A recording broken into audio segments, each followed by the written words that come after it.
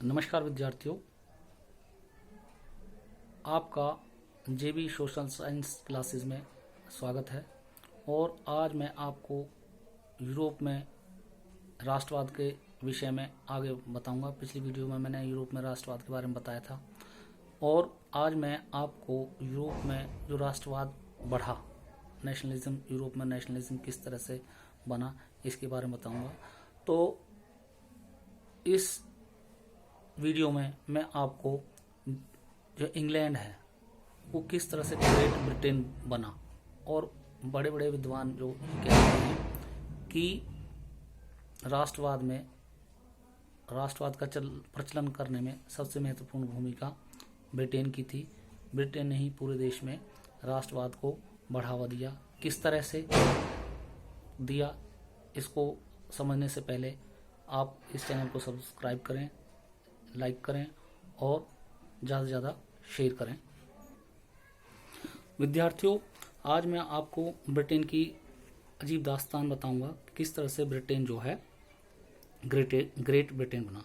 तो विद्यार्थियों, कुछ विद्वानों का तर्क है कि राष्ट्र या राष्ट्र राज्य का मॉडल या आदर्श रूप ग्रेट ब्रिटेन है। ब्रिटेन में राष्ट्र राज्य का निर्माण अचानक नहीं हुआ, कोई उथल पुथल नहीं हुई, ये कोई किसी क्रांति का परिणाम नहीं थी, ये एक लंबी चलने वाली प्रक्रिया थी। अर्थात जो इंग्लैंड है वो किस तरह से ग्रेट ब्रिटेन बना, ये एक सोची समझी स्कीम थी, चाल थी। तो नतीजा यह था कि 18वीं शताब्दी के पहले ब्रितानी राष्ट्र ही नहीं था। ये जो ब्रितानी राष्ट्र ही नहीं था, बल्कि ब्रितानी 18वीं सदी के पहले ब्रितानी राष्ट्र था ही नहीं। ब्रितानी द्वीप समूह में रहने वाले लोग अलग अलग जातियों के लोग बाग थे। अंग्रेज हो गए, वेल्स हो गए, स्कॉट हो गए, आयरिश की मुख्य पहचान निर्जातियां एथनिक थी। इन सभी जातीय समूहों की अपनी संस्कृति और राजनीतिक परंपराएं थी। अर्थात कहने का मतलब ये, जो अलग अलग निर्जातियां थी, इनके सभी अलग अलग द्वीपों पे लोग बाग रहते थे और इनकी अपनी अलग अलग संस्कृति थी और राजनीतिक परंपराएं थी। अपने अपने अलग अलग परंपराएं, मतलब रीति रिवाज, विश्वास, ये सब अलग थे। लेकिन जैसे जैसे अंग्ल राष्ट्र की, इनके अंग्रेजी राष्ट्र की धन दौलत, अहमियत और सत्ता में वृद्धि हुई, वह द्वीप समूह के अन्य राष्ट्रों पर अपना प्रभुत्व बढ़ाने में सफल हो गया। उसके जो छोटे छोटे और द्वीपों का, क्योंकि इंग्लैंड था वो एक द्वीप था, उसके आसपास में आयरलैंड वगैरह और बहुत सारे द्वीप थे। तो वहां पर एक लंबे टकराव और संघर्ष के बाद आंग्ल संसद ने, अंग्रेजों की जो संसद थी, 1688 में राजतंत्र से ताकत छीन ली थी। राजतंत्र खत्म हो गया। इस संसद के माध्यम से एक राष्ट्र राज्य का निर्माण हुआ जिसके केंद्र में इंग्लैंड था। क्योंकि इंग्लैंड उन द्वीपों में बीच में था, तो इसलिए इंग्लैंड और स्कॉटलैंड के बीच एक एक्ट ऑफ यूनियन बना। 1707 में एक नया कानून पारित हुआ, act of union. United kingdom of the great Britain का गठन हुआ। इससे इंग्लैंड व्यवहार में स्कॉटलैंड पर अपना प्रभुत्व जमा पाया। इससे इंग्लैंड ने ब्रितानी संसद में आंग्ल सदस्यों का दबदबा रहा। एक ब्रितानी पहचान के विकास का अर्थ यह हुआ कि स्कॉटलैंड की खास संस्कृति और राजनीतिक संस्थाओं को योजनाबद्ध तरीके से दबाया गया।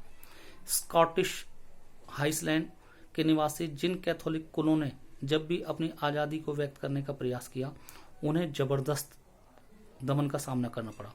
स्कॉटिश हाईलैंड्स के लोगों को अपनी गेलिक भाषा, स्कॉटिश हाईलैंड के जो लोगों की अपनी भाषा थी, वो उनकी भाषा थी गेलिक भाषा, और अपनी राष्ट्रीय पोशाक पहनने की मनाही थी। अंग्रेजों की, जो इंग्लैंड की अपनी भाषा थी, वो आंग्ल अंग्रेजी भाषा थी, और स्कॉटिश लोगों की अपनी भाषा गैलिक थी। लेकिन जब एक्ट ऑफ यूनियन बन गया, अर्थात ग्रेट ब्रिटेन बन गया, तो उन लोगों को उनकी अपनी जो लोकल भाषा थी, उस भाषा का वो प्रयोग नहीं कर सकते थे। अपने कपड़ों का प्रयोग, जो उनकी राष्ट्रीय पोशाक थी, उसका प्रयोग नहीं कर सकते। उनमें बहुत सारे लोगों को अपना वतन छोड़ने पर मजबूर किया गया कि भाई या तो तुम जो है अंग्रेजी भाषा बोलो, अंग्रेजी तौर तरीके, चाल चलन और जो है अंग्रेजी सभ्यता को अपनाओ, अथवा देश को छोड़ दो। तो आयरलैंड का भी कुछ इसी तरह से हर्ष हुआ। तो इनकी स्कॉटिश लैंड का भी इस तरह से हाल हुआ और आयरलैंड का भी इस तरह से हर्ष हुआ। वह देश कैथोलिक और प्रोटेस्टेंट धार्मिक गुटों में गहराई में बटा हुआ था। मैं आपको बता देना चाहता हूँ विद्यार्थियों कि जो ईसाई धर्म है ये भी दो संप्रदाय में बटा हुआ है, कैथोलिक और प्रोटेस्टेंट धार्मिक गुटों में बटा हुआ था। अंग्रेजों ने आयरलैंड में प्रोटेस्टेंट धर्म मानने वालों को बहुसंख्यक कैथोलिक देश पर प्रभुत्व बढ़ाने में सहायता की। ब्रितानी प्रभाव के विरुद्ध हुए कैथोलिक विद्रोह को निर्ममता से कुचल दिया गया। वॉल्फ टाउन और उसकी यूनाइटेड आयरिशमैन 1798 की अगुवाई में असफल विद्रोह के बाद 1801 में आयरलैंड को बलपूर्वक यूनाइटेड किंगडम में शामिल कर लिया गया। एक नए ब्रितानी राष्ट्र का निर्माण किया गया जिस पर हावी आंग्ल संस्कृति का प्रचार प्रसार किया गया। नए ब्रिटेन के प्रतीक चिन्हों ब्रितानी झंडा, यूनियन जैक जिसे कहते हैं, और राष्ट्रीय गान God save our Nobel king को खूब बढ़ावा दिया गया।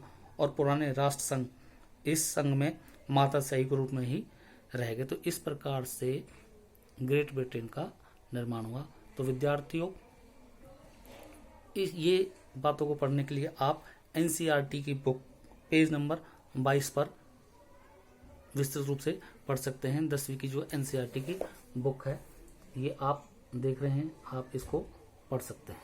धन्यवाद।